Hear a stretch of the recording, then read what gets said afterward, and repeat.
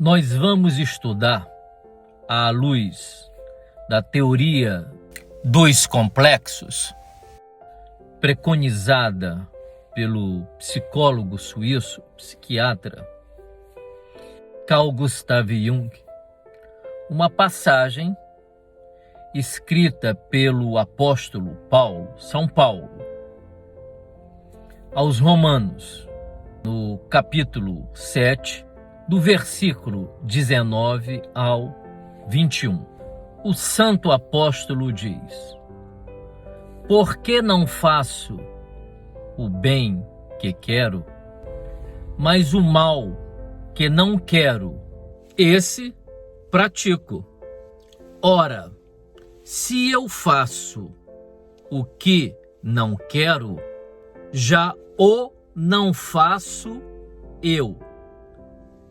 Já o não faço eu, mas o pecado que habita em mim. Acho então essa lei em mim. Qual é a lei que ele acha nele? Que mesmo querendo eu fazer o bem, o mal está comigo. Carta de São Paulo aos Romanos, capítulo 7, versículo 9 ao 21. Nós vamos ler essa passagem à luz da teoria dos complexos de Carl Gustav Jung.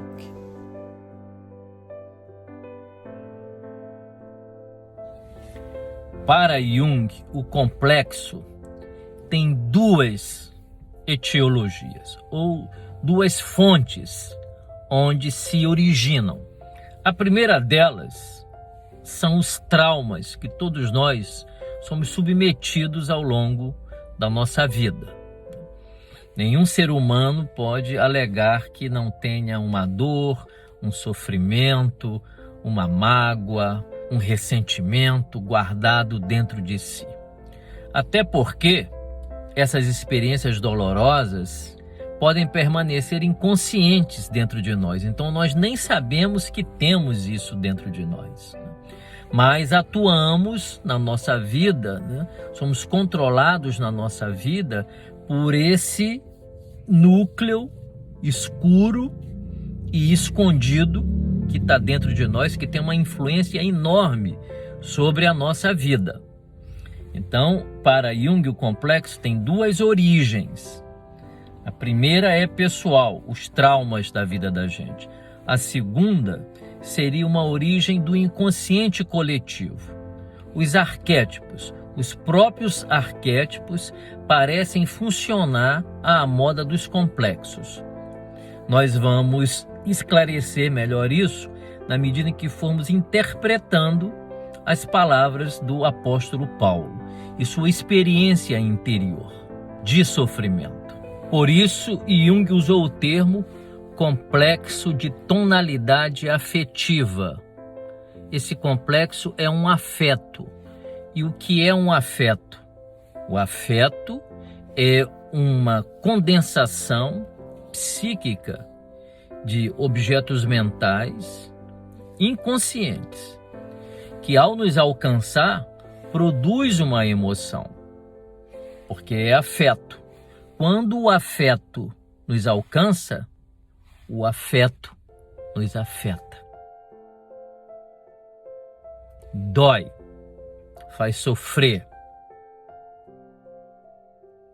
obriga o ego a parar um pouco para pensá-lo, numa tentativa de compreender o acontecimento afetivo presente.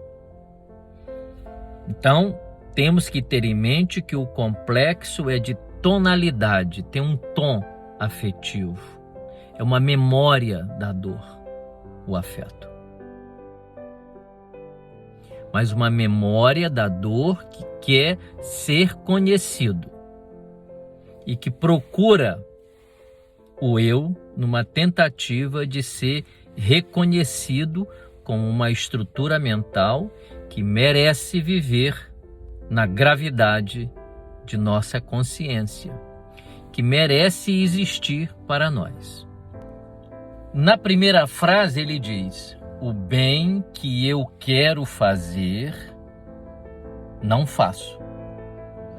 E o mal que não quero fazer, é isso que eu faço ou pratico. Essa frase mostra que São Paulo está em desacordo com ele próprio. E nós poderíamos perguntar, como um homem erudito, espiritualmente profundo, dotado de uma oratória extraordinária e de uma paixão pelo Cristo formidável, paixão essa, nós sabemos, tem como base o ódio que ele sentia dos cristãos. Nós conhecemos a conversão de São Paulo, que será objeto de um vídeo nosso. O ódio aos cristãos coloca Saulo em busca dos cristãos para castigá-los, assassiná-los até. E é nessa jornada de ódio, no caminho de Damasco, que ele cai do cavalo e ali ele experimenta o oposto, a compensação do inconsciente dele, que é uma experiência com o objeto que ele odiava, sendo transformado num objeto agora de profundo amor. Aquilo que estava reprimido em Paulo, o amor, toma agora o controle da consciência dele. E o ódio desce para o inconsciente dele, fica reprimido no inconsciente dele. Este ódio era a função do real dele, da consciência dele. Era o ódio que guiava São Paulo na direção dos cristãos. Mas agora houve uma inversão. O ódio voltou para o inconsciente e o amor irrompeu no campo da consciência de São Paulo. Então, note o caráter psicológico dessa conversão. Em psicologia, nós sabemos que alguém que reprime muito alguma coisa e desenvolve um comportamento severo, um comportamento austero, um comportamento de julgamento da outra pessoa, é porque certamente guarda em seu secreto, né, desejos que não são conhecidos nem mesmo pela própria pessoa. Mas a análise dos sonhos dessas pessoas mostram claramente o que repousa no inconsciente delas, isto é, o oposto compensatório daquilo que costumam anunciar. É uma lei do inconsciente, a compensação. Se levantar muito para o lado, ele puxa para cá para baixo, e esse esticar gera uma tensão tão grande que em algum momento aquilo que está reprimido eclode no campo da consciência, produzindo então a catástrofe, o colapso do ego.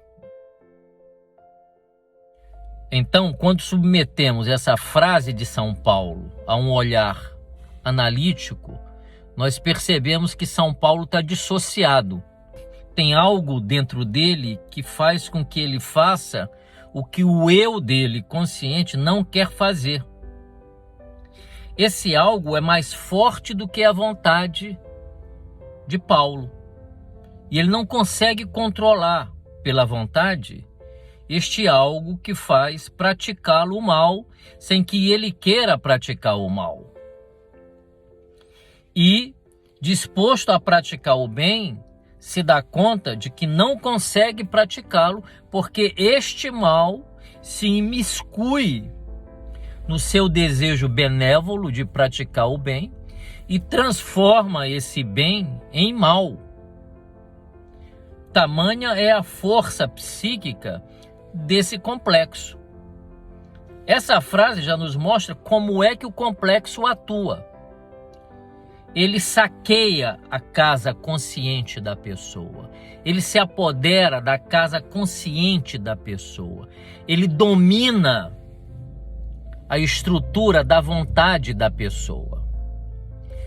O indivíduo já não é mais dono em sua própria casa, porque um outro, psiquicamente dentro dele, consegue ter o controle da casa. Ele mora nesta casa, que é o ego, a consciência, mas ele não manda nessa casa, porque tem um elemento psíquico inconsciente que precisa ser investigado para saber o que ele é, em que ele consiste, que por ser inconsciente tem poder sobre o ego, domina o ego, se apossa do ego. Então eu poderia dizer que em São Paulo haveria um nível de ódio e de destruição enorme, e que isso estava muito distante da consciência dele, mas que o perturbava enormemente a ponto de, querendo praticar o bem, essa estrutura, este complexo inconsciente se apodera do desejo consciente e frágil de São Paulo de fazer o bem, engolfa esse desejo, fagocita esse desejo e transforma a atitude generosa em relação ao objeto em atitude malévola, em atitude que perpetra o mal, quando tudo que São Paulo queria era fazer o bem. Eu poderia dizer isso do grande apóstolo, do meu amado Paulo. Ele era como nós, tinha complexos. Na verdade, Jung vai nos dizer algo muito importante. Ele vai nos dizer que nós não temos complexos, são os complexos que nos têm. Essa primeira frase de São Paulo mostra claramente isso. Ele quer fazer o bem, mas não consegue fazer o bem. Mas não só isso, ele faz o mal, que é aquilo que ele não queria fazer. E quem é que controla o comportamento de São Paulo? O complexo. Então nós não temos um complexo, é o complexo que nos tem.